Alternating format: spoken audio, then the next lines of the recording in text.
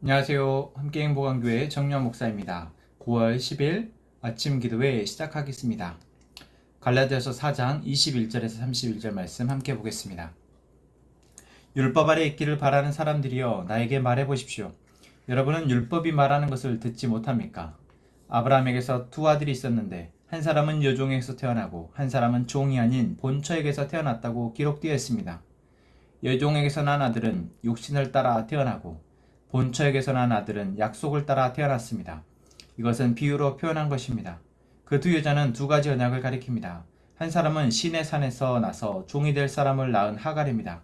하갈이라는 것은 아라비에 있는 시내 산을 뜻하는데 지금 예루살렘에 해당합니다. 지금 예루살렘은 그 주민과 함께 종노릇을 하고 있습니다. 그러나 하늘에 있는 예루살렘은 종이 아닌 여자이며 우리의 어머니입니다. 성경에 기록하기를 아이를 낳지 못하는 자 여자여 즐거워해라. 해산의 고통을 모르는 여자여 소리를 높여서 외쳐라. 홀로 사는 여자의 자녀가 남편을 둔 여자의 자녀보다 더 많을 것이다 하였습니다. 형제 자매 여러분, 여러분은 이삭과 같이 약속의 자녀들입니다. 그러나 그때 육신을 따라 난 사람이 성령을 따라 난 사람을 박해한 것과 같이 지금도 그러합니다. 그런데 성경은 무엇이라고 말합니까? 여종과 그 아들을 내쫓아라. 여종의 아들은 절대로 종이 아닌 본처의 아들과 함께 유업을 받지 못할 것이다 하였습니다. 그러므로 형제자매 여러분, 우리는 여종의 자녀가 아니라 자유를 가진 여자의 자녀입니다. 아멘. 갈라디아서 4장의 마지막 부분에서 바울은 다시 한번 성경을 통해서 갈라디아 성도들에게 율법이 아닌 그리스도를 믿는 믿음으로 하나님의 은혜로 구원받는 것임을 강조하고 있습니다. 어제의 말씀에서 바울은 인간적이고 또한 감정적으로 은혜로 그들이 구원을 받게 되었고 복음을 듣게 되었고 이제 복음을 통해 하나님의 은혜를 누리고 있는 존재다라고 이야기했고, 그러지 못한 지금 그 은혜를 잃어버린 그들에 대해서 안타까워하는 마음을 전했습니다. 그리고 그들이 지금 중요하다 여기는 그 율법에 대해서, 그 율법이 지금 무엇이라 말하고 있는지, 성경이 무엇이라 말하고 있는지를 그들이 다시 한번 보고 바로 판단하기를 권면합니다. 그것을 위해서 아브라함의 이야기를 합니다. 유대인들에게 또 하나님을 믿는 사람들에게 있어서 아브라함은 믿음의 조상이었습니다. 아브라함에게서 약속이 시작되어졌고 그 아브라함에게서 시작된 약속의 어떤 자녀들이, 그 자손들이 바로 자신들이었기 때문이죠.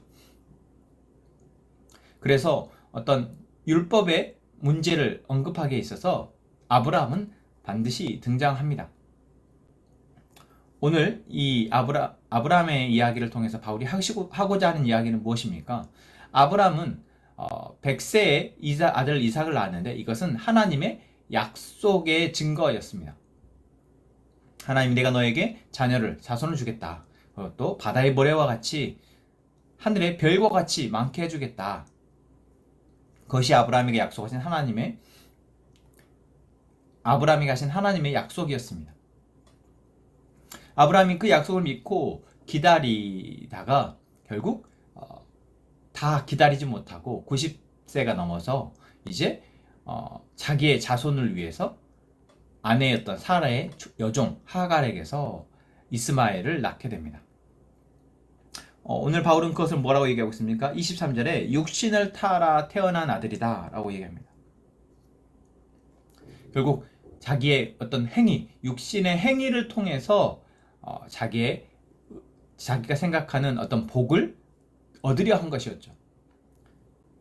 그러나 하나님은 아브라함에게 육신의 행위, 어떤 자기 스스로의 노력이나 그 행위를 통해서가 아니라 하나님의 약속을 통해서 복을 주시고자 했습니다.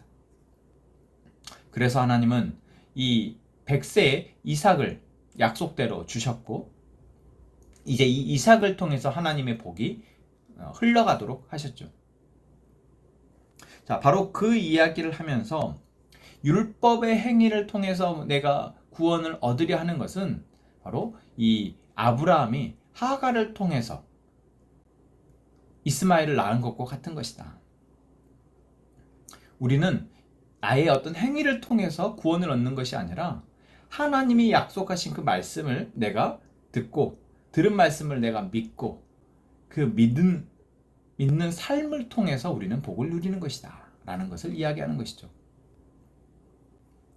그리고 이사야 54장의 말씀을 비유로 하면서 이 27절 말씀이죠. 성경에 기록하기를 아이를 낳지 못한 여자여 즐거워해라. 이 말씀은 이사야 54장 1절의 말씀이거든요. 이 말씀을 근거하면서 바로 이 상황이 무엇입니까? 아이를 낳지 못하고 있어요. 또한 그러니까 아이를 낳지 못하는 어떤 현실, 그 정말 어떤 환경적 현실과 이 어떤 육체적 현실 속에서 다들 슬퍼할 수밖에 없지만 이것이 바로 이스라엘의 영적인 상태인데 하나님이 이들에게 은혜를 베풀 것이다. 그래서 뒤에 나오고 있죠. 홀로 사는 여자의 자녀가 남편을 둔 여자의 자녀보다 더 많을 것이다. 홀로 사는 여자가 어떻게 자녀를 낳겠어요? 불가능한 일이죠. 하지만 하나님이 이러한 영적 암울한 시대에 바로 은혜를 베풀어서 홀로 사는 여자, 아이를 낳을 수 없다고 생각했던 그 여자에게서 아이가 낳을 것이고, 마치 아브라함에게서 이삭이 아들로 낳은 것처럼, 사라에게서 이삭이 아들로 태어난 것처럼, 또한 갈라디아, 이제 이방인이었던 이 갈라디아 성도들이 하나님의 은혜를 이제 믿게 되어진 것이다. 이방 지역에서 하나님이 전혀 믿을 수 없는 그런 환경과 상황 속에서 복음이 들려졌고 그 복음의 말씀을 들은 너희가 이제 구원을 얻은 것이다. 하나님의 복을 받게 된 것이다. 라는 것을 지금 말하고 있습니다. 자, 우리가 오늘 이 말씀을 통해서는 지금 나는 구원받은 자임을 믿고 있습니다. 그런데 내가 지금 구원받았다고 생각하는 이 근거가 나의 신앙의 행위인지 아니면 전적인 나에게 베푸신 거저주신 하나님의 은혜인지 우리가 생각했으면 좋겠습니다. 왜 이게 중요할까요? 내가 신앙의 행위를 통해서 내가 구원을 받았고 또 구원을 계속 이루려면 나의 신앙의 행위가 있어야 한다라고 생각하는 사람은 이것이 자기의 의가 되어집니다. 마치 유대인들처럼. 그렇기에 진짜 하나님의 은혜를 볼 수가 없게 됩니다.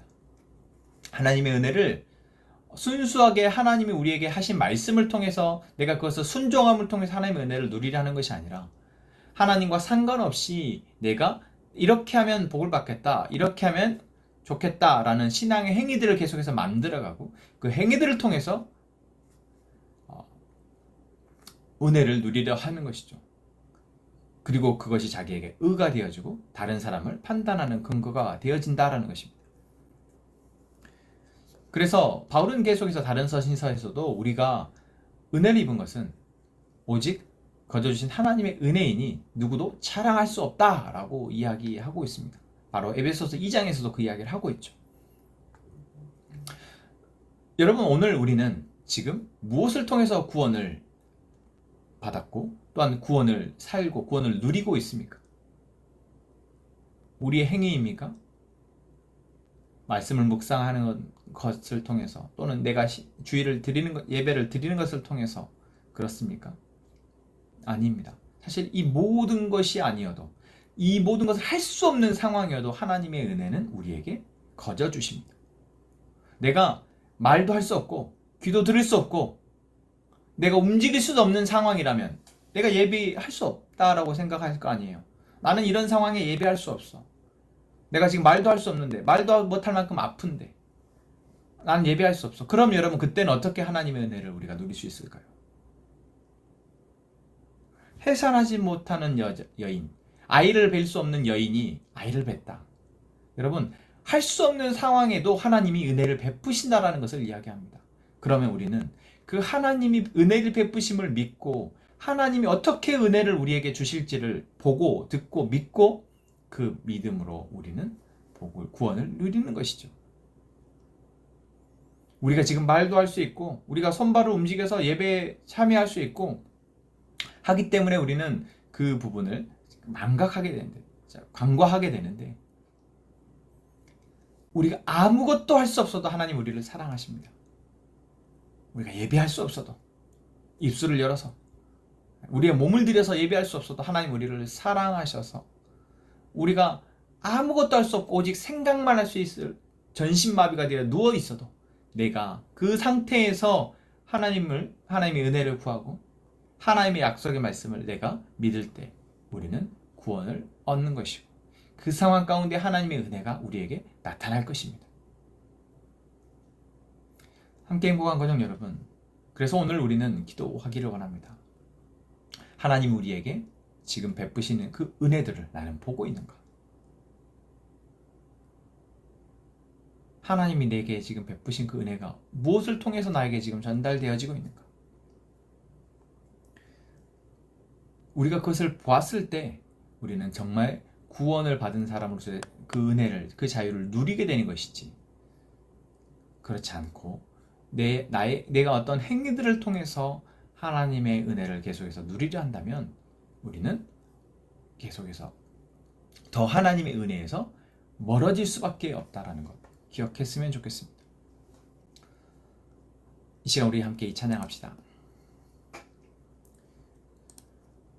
은혜 아니면 살아갈 수가 없네. 호흡마저도 다 주의 것이니 세상 평안과 위로 내게 없어도 예수 오직 예수뿐이네. 다시 한번 고백합시다. 은혜 아니면 살아갈 수가 없네. 호흡마저도 다 주의 것이니 세상 평안과 위로 내게 없어도 예수 오직 예수뿐이네.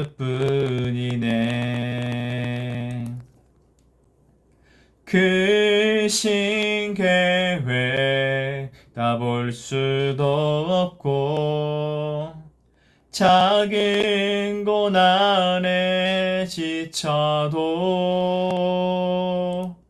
주께 묻기 나의 모든 삶 버티고 견디게 하시네. 크신 계획 다 볼 수도 없고 작은 고난에 지쳐도 주께 묻긴 나의 모든 삶 버티고 견디게 하시네. 은혜 아니면 살아갈 수가 없네. 나의 모든 것 다 주께 맡기니 참된 평안과 위로 내게 주신 주 예수 오직 예수뿐이네. 아멘. 이 시간 함께 기도합시다. 하나님의 구원이 복음을 믿은 우리에게 은혜로 거저 주어진 것임을 잊지 않게 하시고 우리의 어떤 행위도 우리의 의가 되지 않게 해주십시오. 우리의 삶 속에서 하나님이 행하고 계신 일과 우리를 사랑하는 사람들의 우리를 향한 사랑의 수고를 우리가 보게 하시고 그것에 감사하게 해주십시오. 또한 공동체 안에 우리 주연 자매를 위해서 기도하오니 하나님 우리의 기도를 들어주십시오. 우리가 각자의 기도 제목을 가지고 하나님 앞에 기도할 때 하나님 우리가 하나님의 뜻 안에서 하나님이 일하실 것을 기대하며 살아가게 하여 주십시오. 우리 이 시간 함께 기도하겠습니다.